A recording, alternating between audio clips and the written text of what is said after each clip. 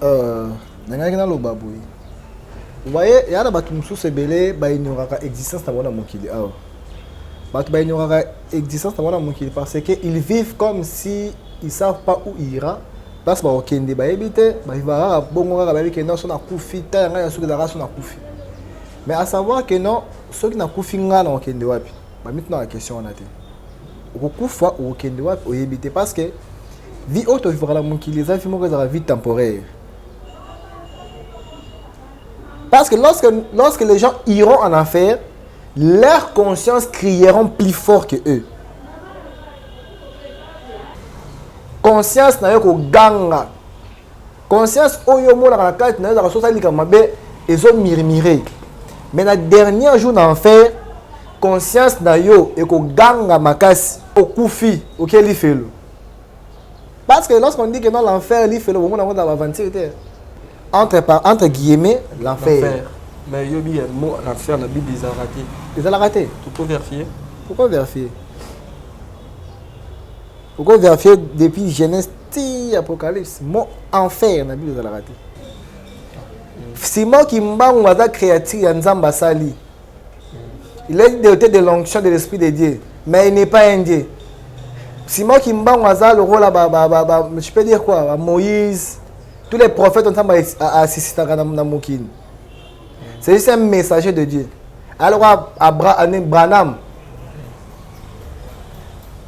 Par rapport à la religion, non, là c'est l'ignorance. La Bible dit c'est si vous connaîtrez la vérité vous affranchira.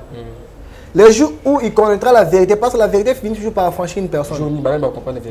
Les gens qui croient aux hommes, religion, eux croient à la Batu. Religion est née. Polémique. T'es polémique, t'es polémique, t'es habitué à religion. Bon, religion, eux croient à la Batu. Bakimbaniste, musulman, Batabranam. Batabranam. Vous avez ici, Marco.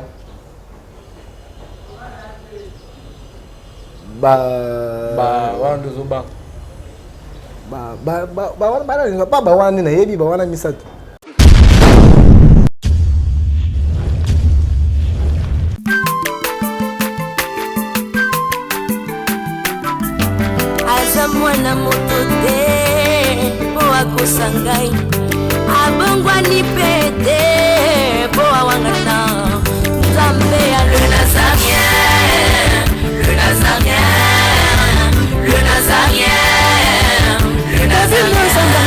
Bana kitoko koma mukondima atako babakolaki mafuta na musakolima lelo ya yobolingo ebateli le Nazarien. Lipamboli oyo mona na katempeni mama kantelobi kolapia mapapu masope mafuta tokokesikana longo na Nzambe oyo babenga na makomi Jésus. Voilà, chers amis fidèles internet, l'union sont toujours aux oreilles. Beaucoup à condamnation à la chaîne de Nazarien TV. Cadre émission notable et simple, vous est présenté par votre humble serviteur Dadze Moukoya. Je dis un grand merci à mon commandant Tiffany pour la confiance au pays. Je dis aussi un grand merci à l'équipe Moubali Nazarien TV. Pourquoi pas Yves Oazan Simaya Caméra. Pourquoi pas Alain Oazan Simaya Oazan Régime. Vraiment équipe Moubali Nazarien TV. Merci. Je dis aussi un grand merci à Moko Obabenga Jidi Tiego depuis États-Unis. La femme de quelqu'un Jidi Tiego. Merci pour vraiment nous soutenir. Je dis aussi un grand merci la base de l'équipe impériale depuis Maroc. Je sais que nous d'ici là, nous avons déjà dans Maroc. Merci vraiment pour notre soutien et puis merci vraiment aussi pour l'invitation au bout de l'Ingra. Et le lot table sainte, je n'ai pas il y a évangéliste et un combo il y a Kelvin Trésor aux évangélistes. À la vision où nous avons la vision tu es vraiment dans l'émission où lié ce qu'on a mis vision ou à mes biso dans l'émission où on enseigne à Yves ou à Zana Sima caméra font la caméra présenté nous invité dans rien mon lelo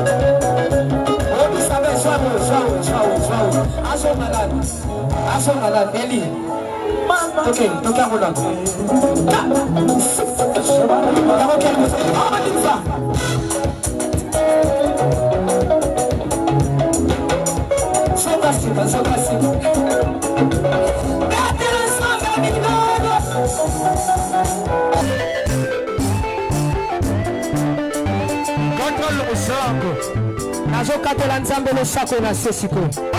Nazokatela le sako siko kuma. Nalingi nakatela nzambe le sako. Le sako awa. On y va. Allez, katela. Allez,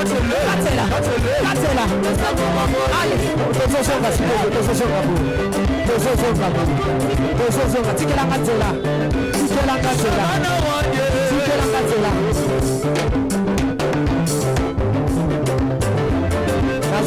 S'il vous plaît,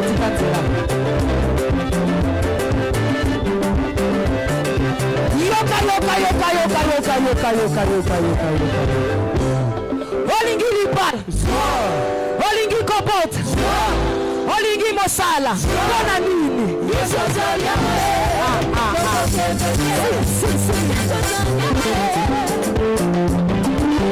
Bonjour, l'homme de Dieu. Bonjour, papa Dali. Santé Ndeni. Santé Zabien Angola Nzab. Ouais, nous sommes sur la chaîne, il y a les Nazariens TV, le gentil Rosanini. Dans ce pays de Makasi, comme on a chaîne Oyo, ils ont kosunga Musala ya Nzambe, chaîne Oyo, ils ont initiative Oyo, Mutazui pour soutenir œuvre de Dieu dans ce pays de Makasi parce qu'ils ont une belleté, basala kayango, ils ont musu basala babloka politique, au tchabloka mabema, au chaîne ils ont pour critiquer tes mères, pour apporter bonnes nouvelles et pour édifier, pour gagner ba âme et pas battre. Dans ce pays de Makasi, dans chaîne Oyo, dans ce pays de Makasi, dans ce pays de Moyamina l'émission. Ça a bien c'est qui dans le coup. Ok, merci vraiment l'homme de Dieu.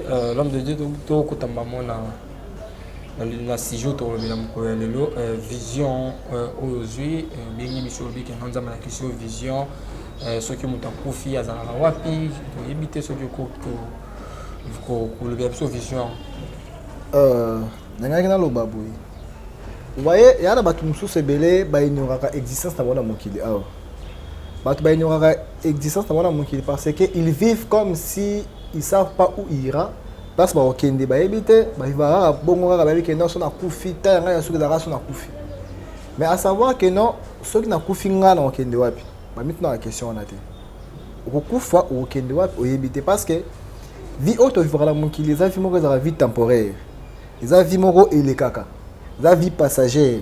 Ya vie éternelle te. Parce que lorsque Jésus a dit que non ngai na kei na kei bo sabino esika. O na kozana bino. Ce qui veut dire, après Awa, il y a la vie moussous. Après Awa, il y a la vie moussous. Tu as la vie éternelle, dans enfer éternel. Maintenant, la question c'est que, où passerait ton éternité? Où l'éternité en place nul. Il y avait dans Luc 19, il y avait un homme riche et un pauvre qui s'appelait Lazare. Lazare a nouveau mis na porte ya riche wana. Lazare abanda kolia biloko oyo ezokweya na mabele ya riche. Et puis ba mbwa banda koya kolembola Lazare. Mais riche wana ana ko se contenter nenga zaki riche. So donc quand ça kena liwela ka pona babola. Ya busanki ya okufa. Lorsque bakufi, Bible zoloba lorsque bakufi bango ba na place moko te On a Richard na Lazare. na Lazare bango ba na place moko te Richard ke na lifelo Lazare ke na Saint d'Abraham. Quand on parle de Saint d'Abraham, autrement dit au monde à paradis. Le paradis est réservé aux gens qui ont reçu Jésus-Christ comme Seigneur et Sauveur dans leur vie. Et l'enfer est réservé pour les gens qui vivent dans l'ignorance et qui refusent d'accepter Jésus-Christ comme Seigneur et Sauveur dans leur vie. Et lorsque l'homme riche s'est retrouvé en enfer, la Bible dit que non, l'homme riche n'a pas perdu la mémoire. Non.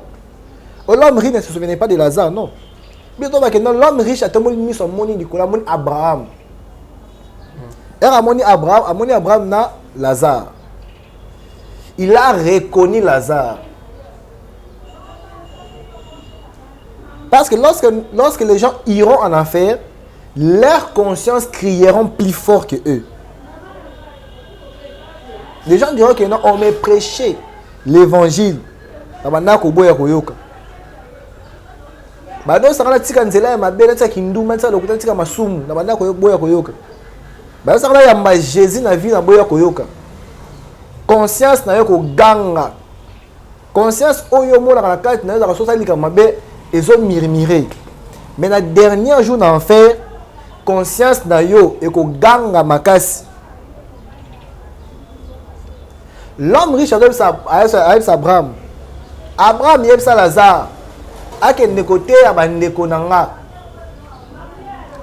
po ba se retrouver place nga na zate. L'homme riche azo quoi adresser na Abraham. Avec ça Abraham. A reconnaître Lazare. A reconnaître Abraham, a reconnaître Lazare. Yezaka siko à quoi bon? À quoi bon? Bible dit à quoi sert-il à l'homme de tout gagner sur la terre et perdre son âme? Tu verras une fille dans des coins, alors qu'on s'est contenté de la beauté, mais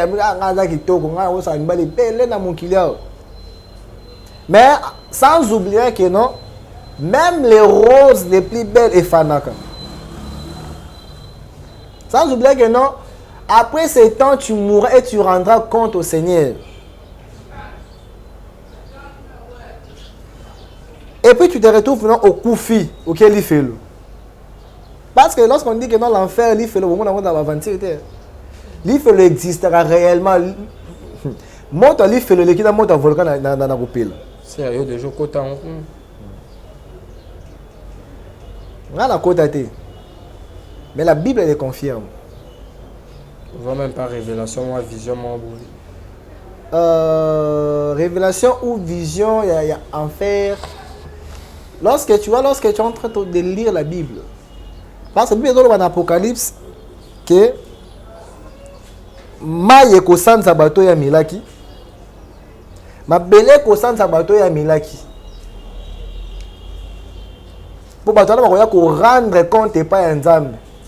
Et ça on dit que Bible dans Matthieu 24 lorsque le fils de l'homme viendra dans son trône, il séparera les brebis et les boucs.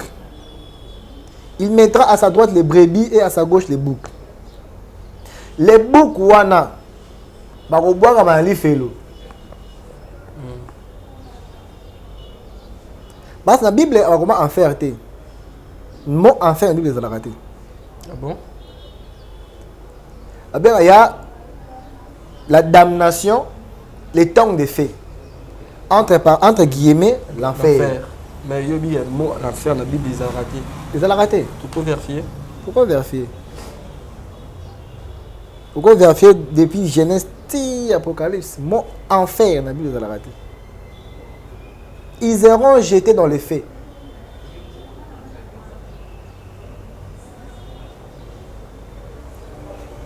Parce que les gens croient que non, et bien là, que non, fin du monde des raté tous les alara. Peut-être croient que non, ceux qui n'ont pas fait l'eau, ne vivent fin du monde en rien. Ouais, la plupart des personnes, pour la fin du monde n'existe pas. Voilà l'homme de Dieu. Tu vas continuer toujours la carte de l'émission. Est-ce que par rapport à Bato, non, pas la fin du monde, pas la fin du monde, les arras sautent au profit.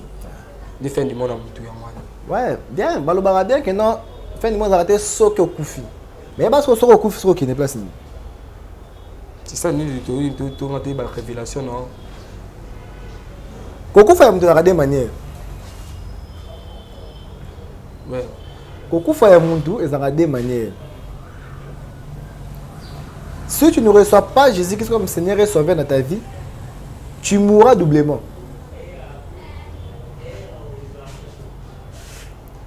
Et si tu reçois Seigneur Jésus comme Seigneur et Sauveur dans ta vie, et tu vivras éternellement. Expliquez. Jésus dit, je suis le chemin, la vérité et la vie. Celui qui gardera sa vie les perdra. Celui qui perdra sa vie à cause de moi les retrouvera.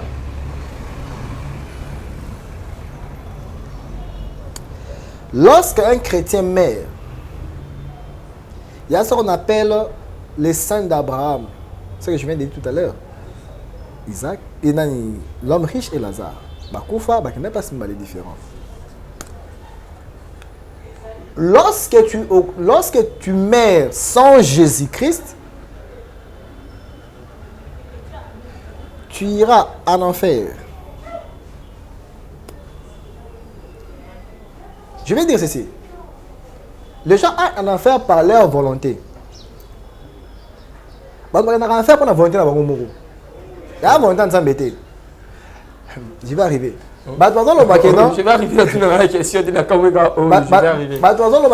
Comment Nzambe ya bolingo, Nzambe aza amour. Aza amour. Mais batunaye asala bolingo na yo ke différent.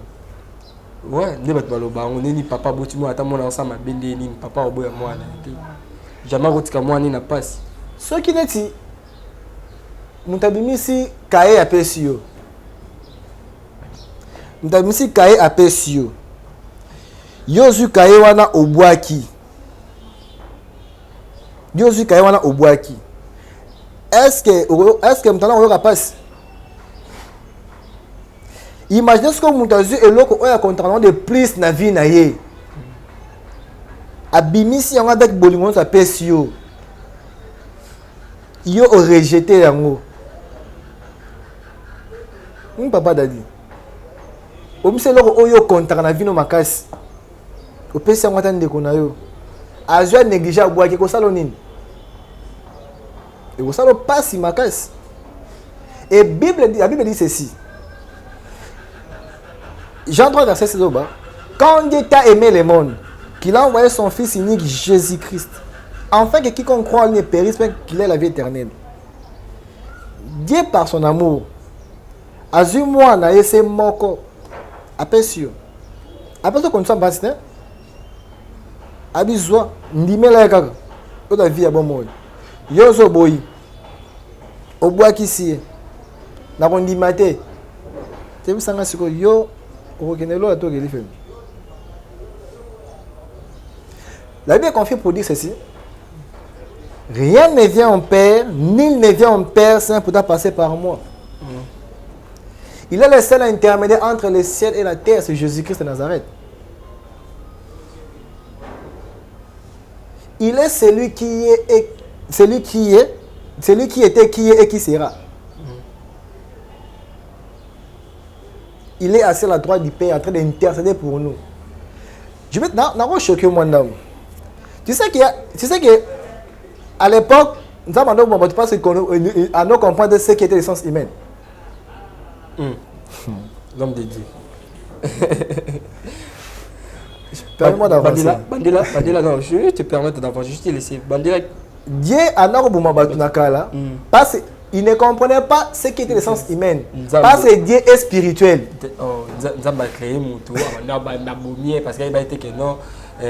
Il ne comprenait pas ce que...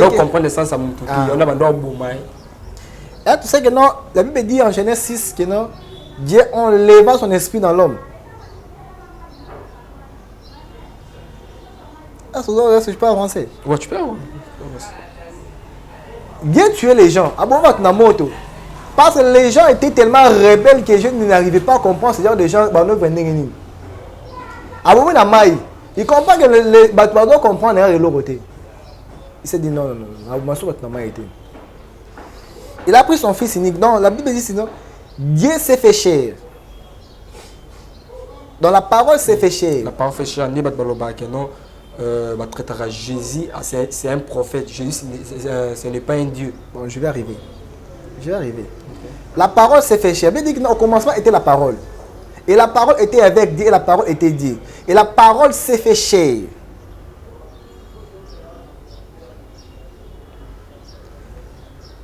Donc la parole s'est fait chair. La Bible confirme qu'il était 100% homme et 100% Dieu. Selon la loi messianique, il a fallu que Dieu le Père vienne. Et lorsqu'il viendra, il y aura des signes qui vont se produire. Ouais. Et Jean-Baptiste a envoyé ses disciples pour poser la question à Jésus. Est-ce que c'est toi ou on attend une autre? Mais pourquoi la Bible est amoureuse que non, Jésus lui-même dit que non, si tu me vois, tu vois directement le Père. Ah, je vais arriver. Ça veut dire que non, Jésus n'était pas Dieu. Je vais arriver. Jésus répondant à Jean-Baptiste, aux disciples de Jean-Baptiste que non, dis-leur ce que vous voyez. Dieu allait confirmer la prophétie messianique qui a été annoncée. Ce qui veut dire, Jésus leur a dit que non, dis-leur ce que vous voyez. Les paralytiques marchent, les aveugles voient, les lépreux sont guéris. Et lorsqu'ils ont allé dire Jean-Baptiste, Jean-Baptiste n'a pas encore n'a pas encore renvoyé pour poser d'autres questions. Là, Jésus s'est fait comprendre comme Dieu le Père. Je vais avancer. Lorsque maintenant Jésus veut s'en aller, il dit, là c'est Jean, il dit Jean 14, verset 7, dit ceci. Il vous est avantageux que je m'en aille. Maintenant, Jean 16, verset 14 dit ceci. Et moi je prierai le Père pour qu'il vous envoie un consolateur. Il demeure avec vous et il sera en vous. Je me fais comprendre. Je me fais comprendre. Ouais, je suis. Le français est simple. Il demeure avec vous et il sera en vous. Jésus se fait comprendre qu'il est le Saint-Esprit. Il demeure avec eux. Donc, Azana Bango. Pe Azana Katina Bango.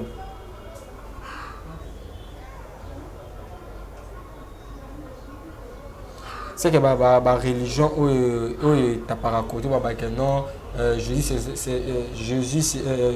le fils de Dieu. Dieu n'est pas Jésus. Papa Dadi. Vous avez papa Dadi, hein? Papa Dadi a Nzoto. Hein? Papa Dadi a Nzoto. Un. Papa Dadi a Molimo. Deux. Papa Dadi a Am. Trois. Donc trois personnes, c'est qui ont le banane. Yomoko. Trois personnes dans la carte à Moutounine. Ce qui veut dire, Dieu le Père, Dieu le Fils, Dieu le Saint-Esprit, la carte à Moutoumoko. La Bible dit ceci, allez-y, baptisez-les au nom du Père, du Fils et du Saint-Esprit.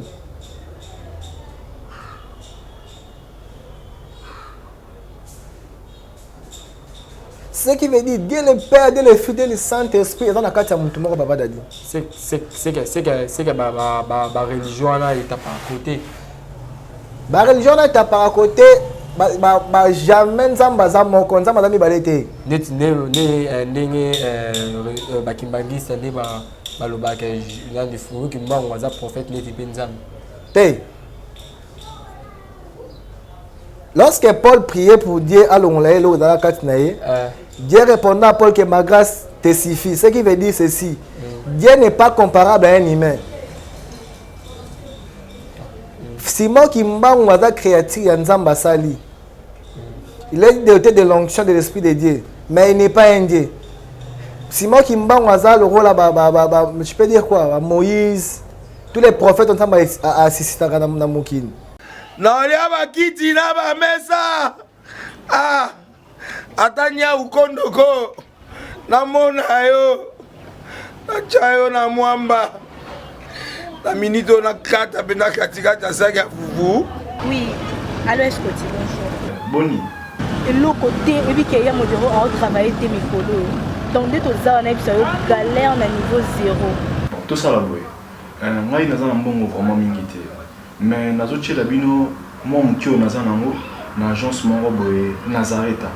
Sarita qui dit sérieux. Oh. Maman, comment est bon donc yo pesa au fouti mbongo kuna partir à poto biso to ya to jibilo. Na bengi ya Scotty. Agence moi ifungami comme nango Nazareth. Na kufie. Agence lisusu. Ndeke sansu mulongo kuna. Pona zela susu. Kuna eza mamba mulongo te. Yesi afuti mbongo kuna partir à poto biso tozoke ko récupérer biloko oli. Ah tika boyeko. Yeso mona makamba bongo na monte. Bat papesi mbongo kuna biloko ko récupérer biloko oli na agence. Ezalaka. Mais yango ibandi. Maman. Leki nanga yebisi ngai mena ndimite. Na lingi na mona ki mona mbeso. Poli kamba boye. Na monde na ne salamate. Mama yebisa ngai. Bapesi mbongo kuna biso to récupérer biloko ko lia awa. Ya solo boutique Nazareta, ezali boutique ou ezali à distribution ya produits alimentaires. Ah!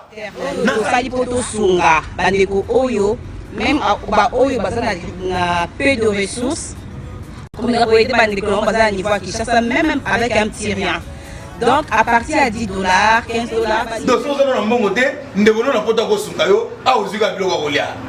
Eh maman Nazareta nzamba pambola ya bakise mikole belé awa na sena mokili. Et bongo awa tozawa poto yeba adresse awa.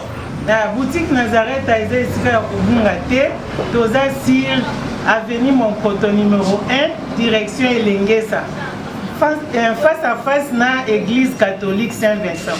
Ah, direction Elengesa, Monkoto numéro 1, à face à l'église catholique Ah, c'est ça, d'accord. Bon numéro de téléphone, vous avez un mot déjà, vous avez un numéro, vous avez 3 numéros pour Paris, vous avez un numéro pour la Suisse, vous avez un numéro pour la Suisse. Ah! Non, non, non, non, non, non.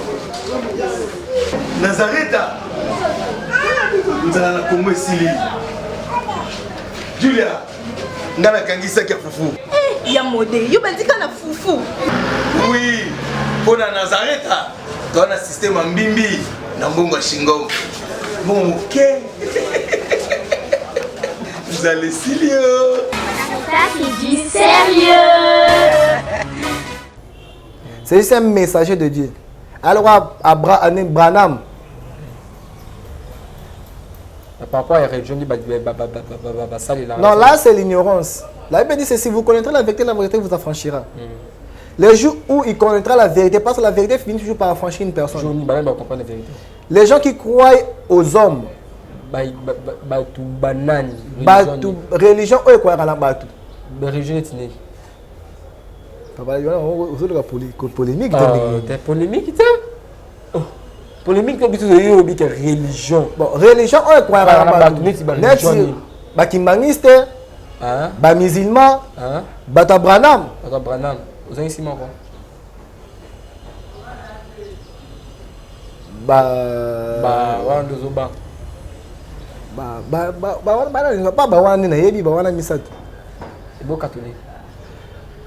catholique.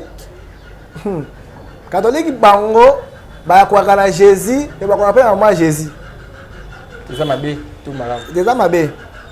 Il n'y a pas un intermédiaire entre les célibataires rien que Jésus-Christ. Pourquoi les appelés Marie, femme et non maman? À la croix, elle a dit que non, femme, voici ton fils. Et ton fils, voici ta mère. Si même Marie a agenda qui Jésus, parce que dans la dimension spirituelle, dans sa totalité de la puissance de Dieu qu'il a, il voyait Marie comme étant son créature. Mais là, il fallait que ça se fasse comme ça pour que la parole s'accomplisse. Ok, voilà vraiment l'homme de Dieu. Nous sommes vraiment arrivés à la fin de notre émission TV Zangonga. Tu as dit qu'à la prochaine, tu continues toujours dans le sujet de la révélation. Le boss que ça par rapport à ma mère, tu l'as puis ça peut nous contacter pour contacter bonjour.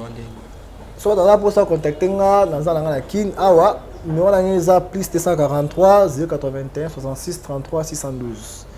Ça est disponible dans la pour na vous avez pour ça prière, vous avez pour ça enseignement, vous êtes disponible pour la Bible. Le basou est causé par rapport à ma sur le lobby, par rapport à ma sur le lobby, que les gens ont la ignorance, que les gens ont Jésus comme Seigneur et Sauveur dans leur vie pour vivre. Parce que tu es dans le temps dans le temps apocalyptique. Ce qui veut dire le temps où Jésus il avait prophétisé que Maramoko Mokoma, si vous voyez même dans des vidéos, le président Macron dit que non, la bête est déjà là et il sera là. Donc, toi, dans la temps que non, le diable est déjà, dans le fils du diable est déjà, donc l'antichrist est déjà là. Donc, il est temps de donner votre vie à Jésus afin que vous vivez. Toute futilité et Maraplace Moroté. À quoi sert-il à l'homme de tout gagner sur la terre et perdre son âme? Mais la Bible nous conseille de ne pas aimer le monde et les choses qu'il y trouve. Il n'est pas aimé les mondes et les choses qui y trouvent. Bien aimé, je vous conseille d'ayez conscience de votre éternité. Parce que la vie d'aujourd'hui est temporaire. Et la vie éternelle vous attend. Soyez conscient de où vous voulez passer. Je vous bénis au nom de Jésus. Ok, voilà, nous sommes arrivés à la fin de notre émission. C'était votre humble serviteur, Daddy Moukoya. Je vous remercie toujours d'être branché sur votre chaîne, Les Nazariens TV. Je dis un grand merci à Maman Tiffany pour la confiance au PCA. Pourquoi pas à Joe M. depuis Bakolo Masolo. Pourquoi pas Jitiego depuis Anglais et depuis États-Unis d'Amérique. Merci vraiment pour votre soutien. Je dis un grand merci à l'équipe Mobimba Impériale depuis Maroc. Vraiment merci vraiment de l'invitation. D'ici là, je serai déjà dans Maroc déjà. Merci vraiment de l'invitation. Et puis je dis aussi un grand merci à Yves Oza sur ma caméra. On se retrouve à la prochaine. Bye bye.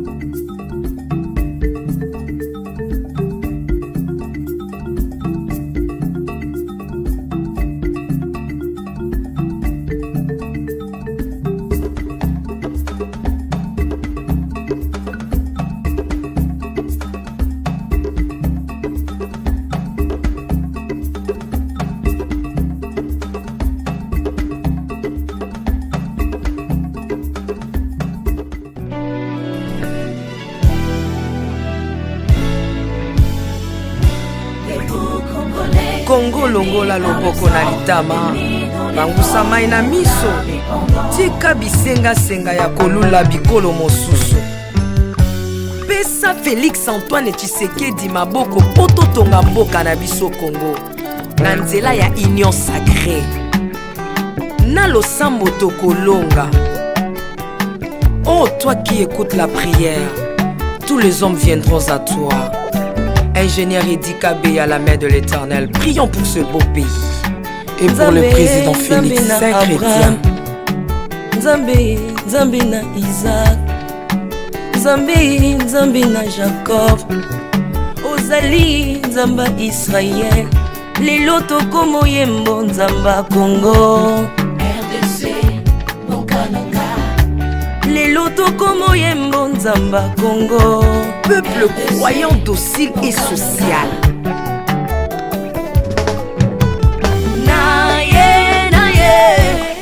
Naye bisayo makambo sali na bokonzi mboka nanga Congo, Congo. Selon Luc 1,52.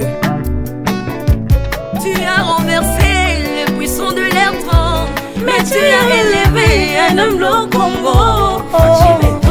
L'incarnation de l'espoir de tout un peuple. Salomon de notre temps. La sagesse mieux faut que le bruit des arbres. Peuple congolais, Komanakana, les lots ont apposé, biso masuwa ya Noa, bato balingi Congo, bakota na kat, pour mon pepa délige, comme mon bêta, libanda. Na kati ya arche de Noé, lion azalaka na peti ya kolia ntabate, po bolingo ekangaki ye libumu. Bolingo ya mboka epesaka place na bangu na te. Pasteur Ami Daniel, ça c'est la sagesse. Nzambe, Nzambe na Kimbangu. Le prophète de l'Éternel en Afrique. Nzambe na Bantoma. Apôtre Léopold Moutou. Nzambe, Nzambe ya baroi. La prophétesse Liliane Esther Tayo. Le roi de roi. Yondo zalaki na David. Yondo zalaki na Salomo. Lelo tokomo mono Kajafati. RDC Mokanaka. Lelo tokomo mono Kajafati.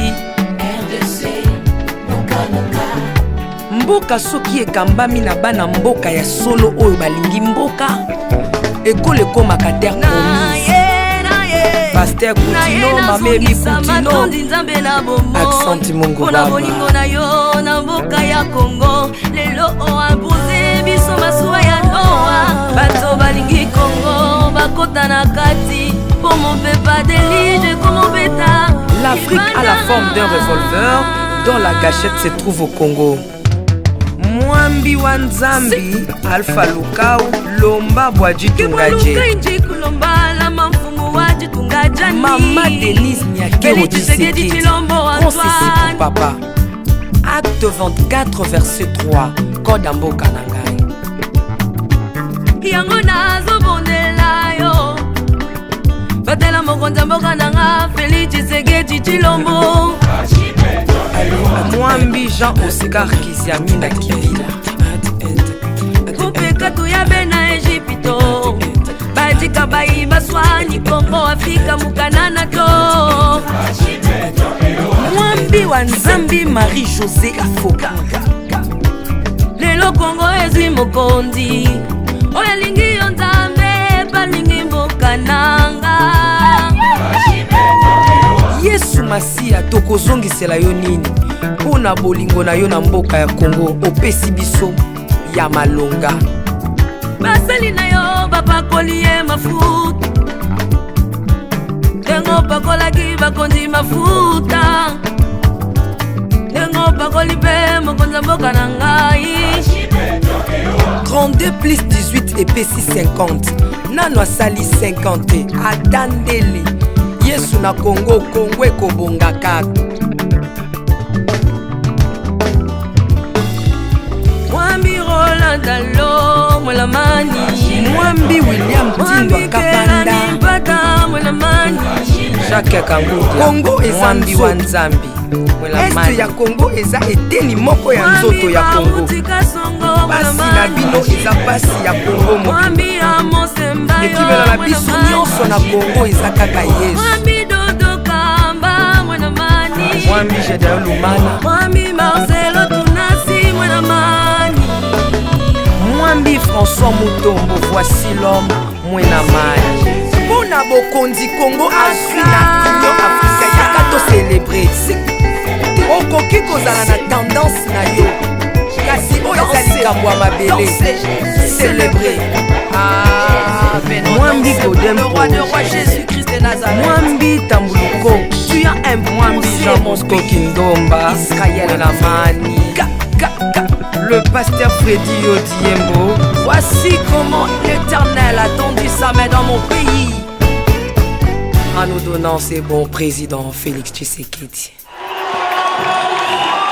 Le Congo doit changer parce que vous avez un beau pays. Et je vous fais le serment que d'ici la fin de mon mandat, vous allez voir un Congo nouveau.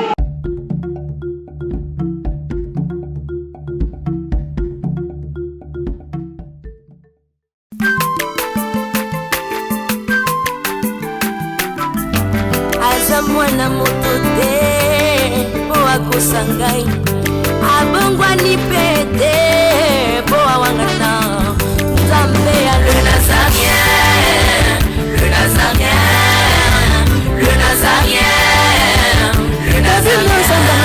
Bana kitoko koma mokondima atako babakolaki mafuta na mosakolima lelo ya yo bolingo ebateli le Nazarien. Lipamboli oyo monanaka tempeni mama kantelobi koleke mapapu masopi mafuta tokokisika na olongo na Nzambe oyo babenga na makomi.